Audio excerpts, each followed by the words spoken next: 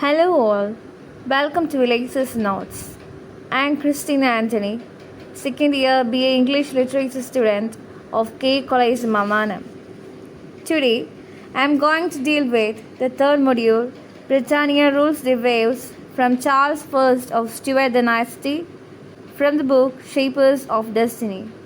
The session is taken in two parts, and let's move on to the first session.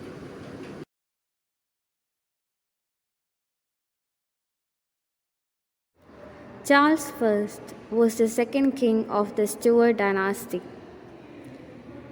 He ascended the throne in 1625 after the death of his father, King James I. Charles ruled from 1625 to 1649. He wasn't a tactful and diplomatic ruler, yet he loved beautiful and lovely things and believed in the divine right theory. This theory states that the king had the ultimate power and he rules by the will of God and no one could question it. Charles was an unreliable and gullible ruler, which was the major reason that caused his downfall. He married Henrietta Maria, who was the sister of Louis XIII of France, and this alliance was brought up by the Duke of Buckingham, George Villiers, who was a vicious and powerful influence to Charles, and by this alliance, King Charles I promised concession to the English Catholics. The Puritans disapproved their marriage because they believed that the Queen would bring up her children as Catholics. And even the Commons wanted to control the king's action, so the only way for them was not to give the tonnage and poundage to king. The Parliament too didn't grant any money to the king. In 1626, during the second Parliament of Charles' reign, the three major leaders of Commons were Sir John Eliot, Sir Thomas Wentworth, and Sir John Pym.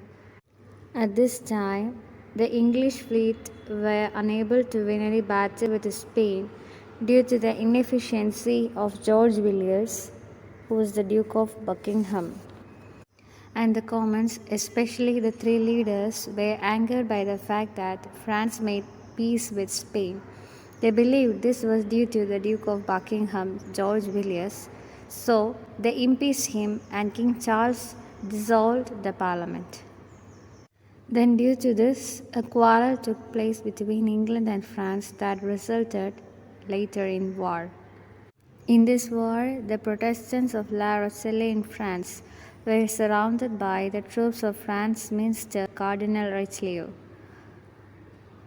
After this took place the Third Parliament, which was summoned in 1628, and at this time the Commons codified their demands under the title The Petition of Rights, which intended to limit the power of the king mainly in four ways. First, by billeting of soldiers, second, by imposing martial law, third, by taxation, and fourth, by imprisonment. The Petition of Rights was an important event that contributed a lot to the growth of parliamentary democracy. In 1629, the Third Parliament passed the three resolutions presented by Sir John Eliot, in which anyone who paid money to the king without the approval of the Parliament were considered as a traitor. After this, the Parliament was dismissed. For the next 11 years, Parliament wasn't summoned. He then followed the advices of his friends, Archbishop William Laud of Canterbury and Sir Thomas Wentworth. The two major questions during the Charles' reign were the finance and religion. It was due to the reason that he imposed forced loans and also taxes on ship money to repair the Royal Navy. So people of England hated Charles' reign. King Charles I also disregarded the petition of rights of the Parliament, and he imprisoned Sir John Eliot for his harsh words in Parliament, where later Eliot died in the Tower. The Scots favored Presbyterian Puritanism, and Archbishop Laud prepared a book known as the Book of Common Prayer, which was made compulsory for the Scots.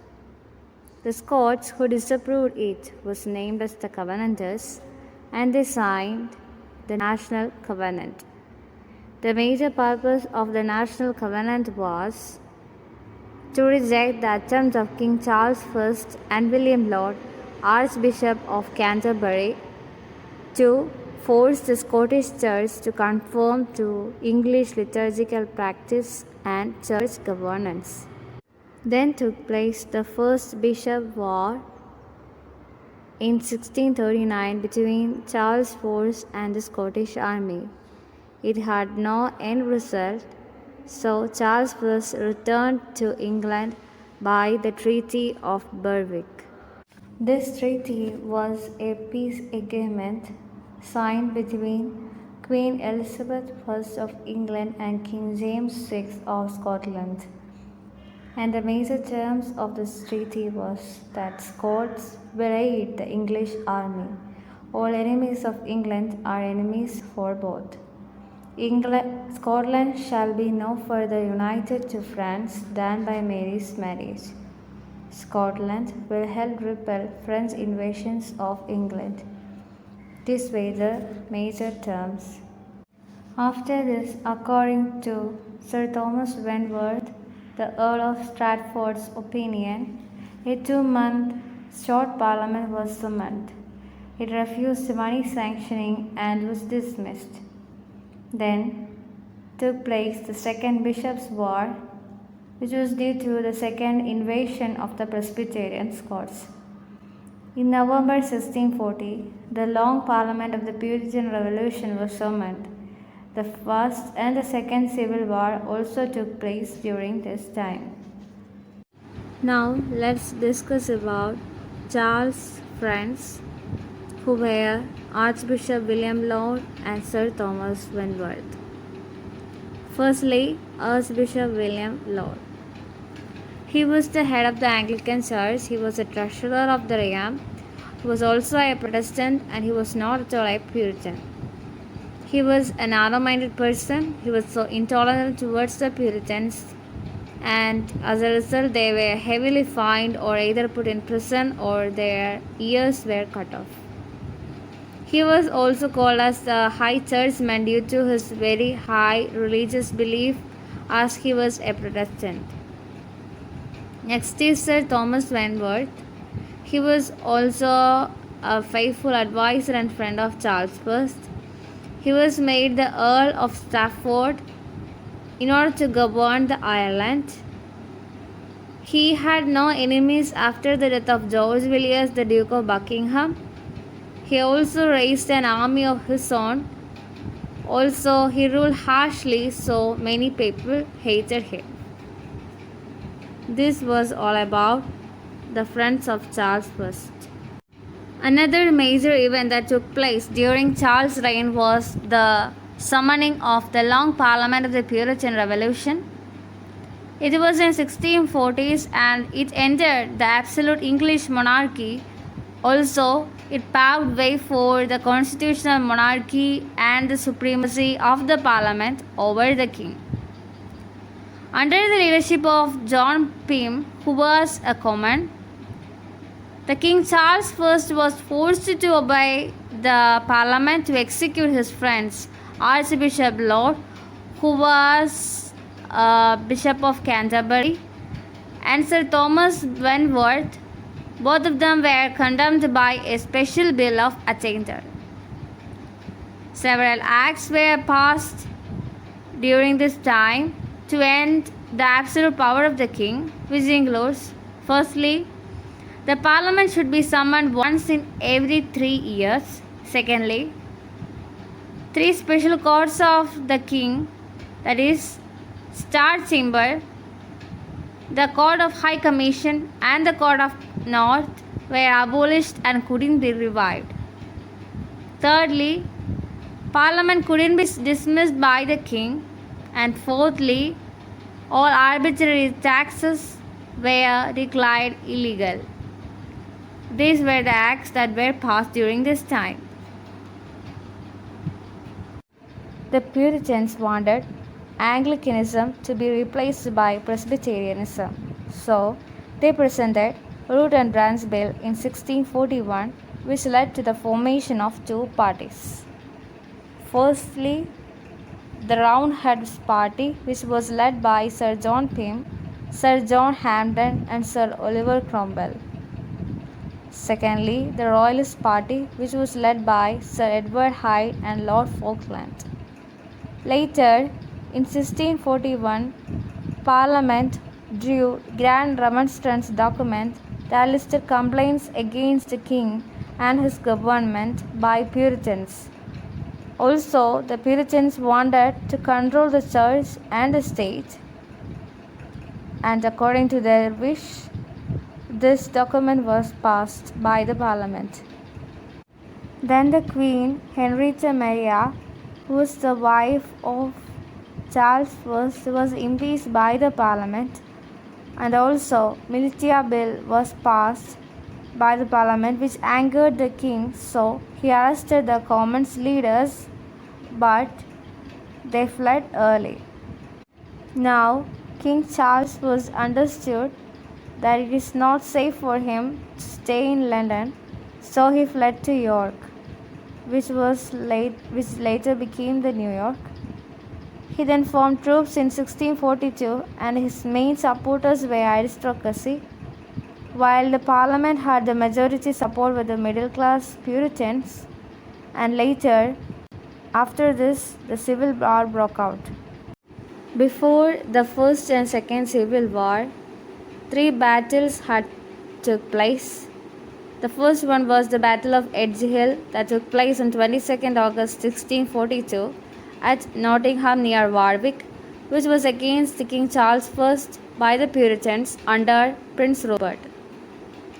The second was the Battle of Marston Moor that took place in 1644, in which the Scottish army joined the Roundheads against King Charles I's Royalist army, and Oliver Cromwell's Roundheads won this battle and were nicknamed as Ironsides.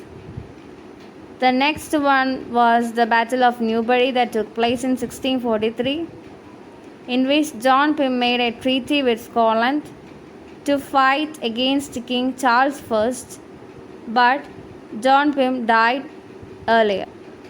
Then broke out the First Civil War, in which the Puritan army was called the New Model Army under the leadership of Oliver Cromwell. In 1645, at Naseby, the Royalists lost in the war, and Charles took refuge at Oxford. He surrendered to the Scots and was handed to the Parliamentarians for about £4,00,000. Thus, the Parliament forces won, and King Charles I was at the custody at Hornby House in Lincolnshire. The First Civil War was from 1642 to 1646. Later broke out the Second Civil War, which was in 1648, in which the Book of Common Prayer was forbidden by the parliamentarians, and the Royalists were heavily fined. The parliamentarians promised to support the Scots by promising Presbyterianism, the religion of England. Charles I escaped from the Cromwell's custody, and he took refuge at Carisbrooke Castle. The Scots agreed to defeat Cromwell and put Charles I back to throne. Thus, the Second Civil War, or the Battle of Preston, ended by the victory of Cromwell's Ironsides.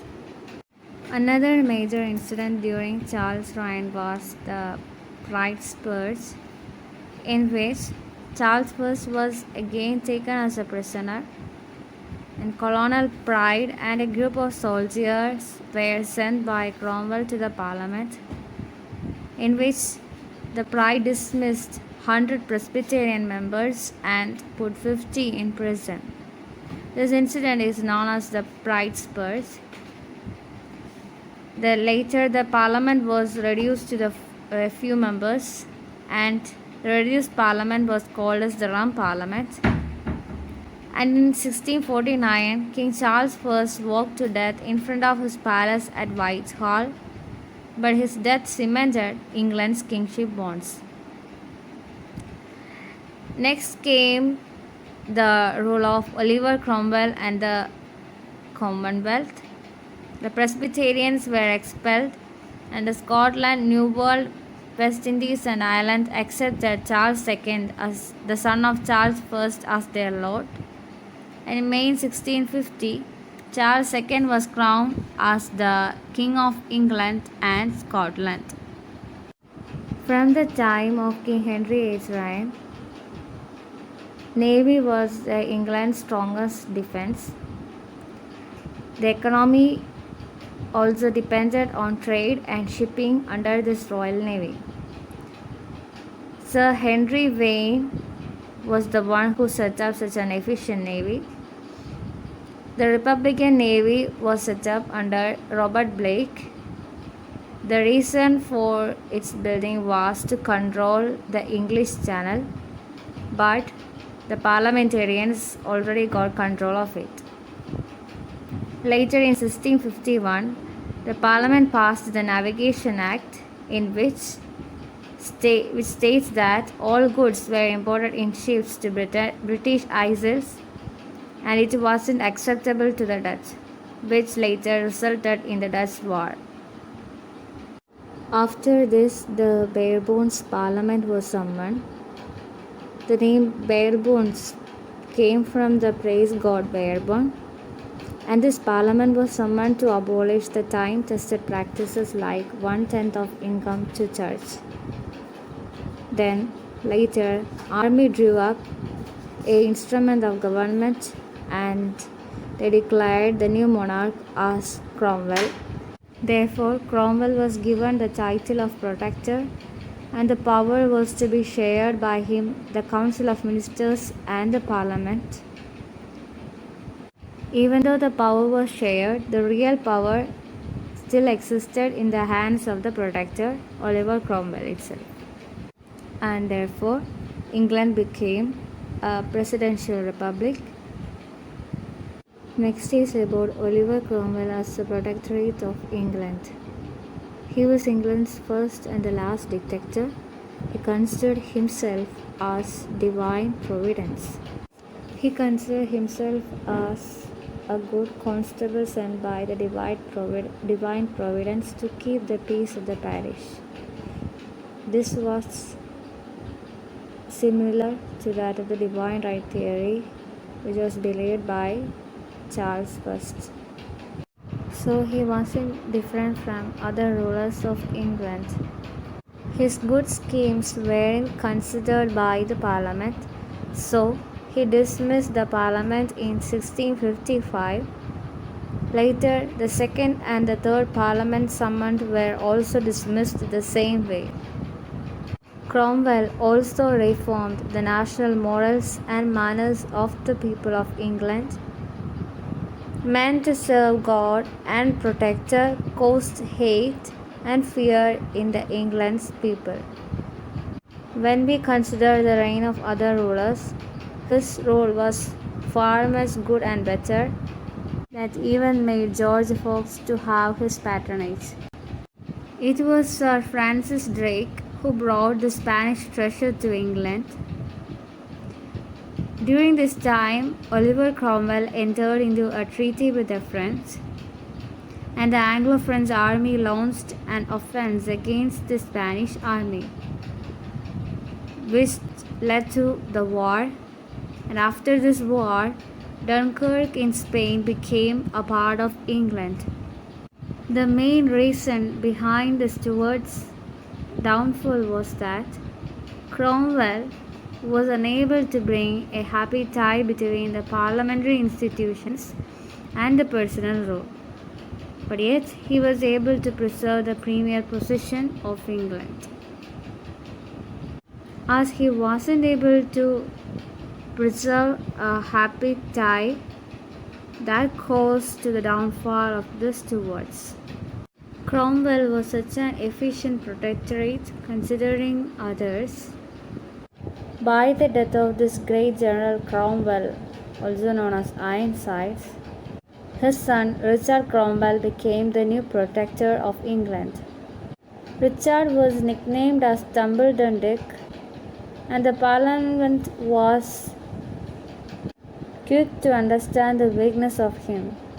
So he was forced to give up his authority in 1659. Then came General Monk as the new protector of England.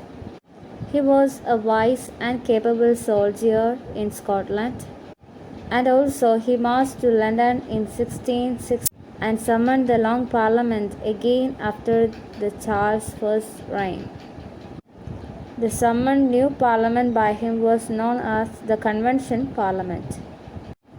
Later, on 29th May 1660, Charles II was crowned as the new King of England.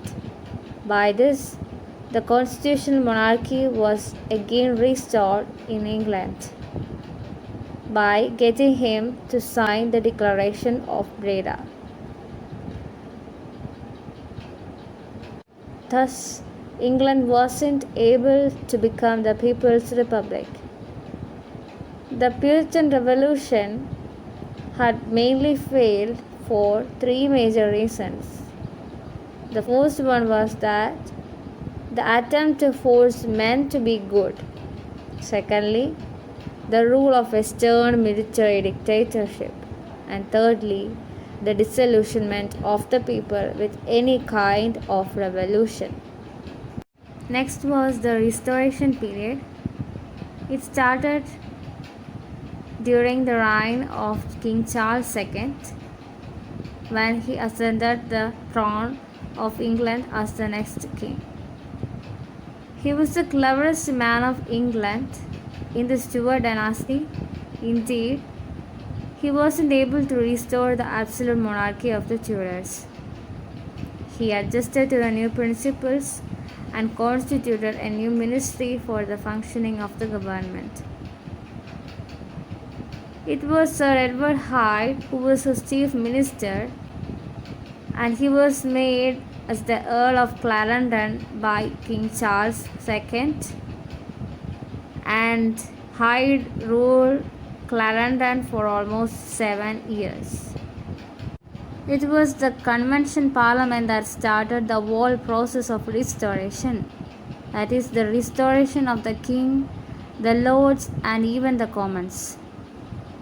After the Declaration of Breda was signed, the changes brought by Convention Parliament includes: firstly, all the Roundheads were pardoned except those who had role in the killing of King Charles I. Secondly, the army was paid off and disbanded, and the lands of the lords were returned to the owners. Thirdly, the Anglican clergy was re-established. Fourthly, the Anglican prayer book was reinstated. Fifthly, the Convention Parliament gave about 12 lakh euro for Charles to run the government. And fifthly, a new parliament called the Cavalier Parliament was summoned in 1661 that included the Royalist Party too. During Charles II's reign, at the time of Restoration period, the official religion of England was Anglicanism, but Charles had promised to observe religious tolerance to all sects. Nonconformists refused to suit themselves to these beliefs, and later the Corporation Act was passed in 1661 that replaced all government jobs at the hands of the Anglicans. Then in 1662 the Act of Uniformity was passed, which made the prayer book compulsory for all churches. Remember, these two acts formed the Clarendon Code that caused the suffering to Puritans, and many of them fled to interact and also to safeguard their beliefs. Many other acts too were passed, like the Quaker Act, which banned the Quaker sect, the Conventicle Act, which forbid the conventicles, and the 5 Mile Act, which forbade nonconformist ministers to live in corporate towns. By this time, the Scots supported Charles II to get back to England's throne, but the Cavalier Parliament made it impossible for Charles. So he had to establish Anglican Church in Scotland.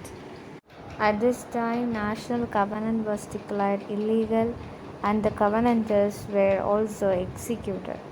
Then, the Earl of Lauderdale became the new governor of Scotland and he ruled for 20 years. He was then replaced by the Duke of Monmouth, who was the Charles' illegitimate son, and later James, the Duke of York, who was the Charles' brother. Both of them put down the Scottish rebellion that took place from 1680 to 1687, and this period was known as the Killing Time by the Scots. It was the only glorious revolution of 1688.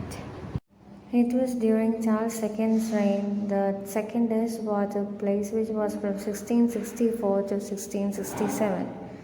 In it, the English won the Dutch colony of New Amsterdam in the New World, which was later renamed as New York after the Duke of York, who had led the English fleet. But this war lacked the glory of the First War, which had taken place at the time of Oliver Cromwell. So Charles had to face the disapproval of the Parliament. So he made the Earl of Clarendon as a scapegoat and asked his faithful minister. As a result, the Earl of Clarendon was impeached and dismissed. Clarendon fled to France and wrote the famous book History of the Great Rebellion. This book was later used by the Clarendon Press. During Charles II's reign, a new ministry called the Cabal was formed, which included Clifford, Ashley Cooper, Buckingham, Arlington, and Lauderdale. And this ministry was sent for a secret intrigue. This ministry brought up the Triple Alliance, a pact between England, Sweden, and Holland against France. Portugal was already Charles II's friend, as he had married the Princess Catherine of Braganza, and by this marriage he got a large sum of money and the city of Bombay as dowry. At that time, Bombay had belonged to the Dutch East India Company, which later Charles sold it to the English East India Company for a large sum of money. Also, in spite of the Triple Alliance, Charles also engaged in secret negotiations with Louis XIV of France. In order to extend his empire, Louis XIV of France destroyed Holland and extended his empire to the Spanish Netherlands by trade and shipping. Louis XIV of France wanted England to destroy Dutch, so he offered Charles II a sum of euro 3 lakh to join France and destroy Holland.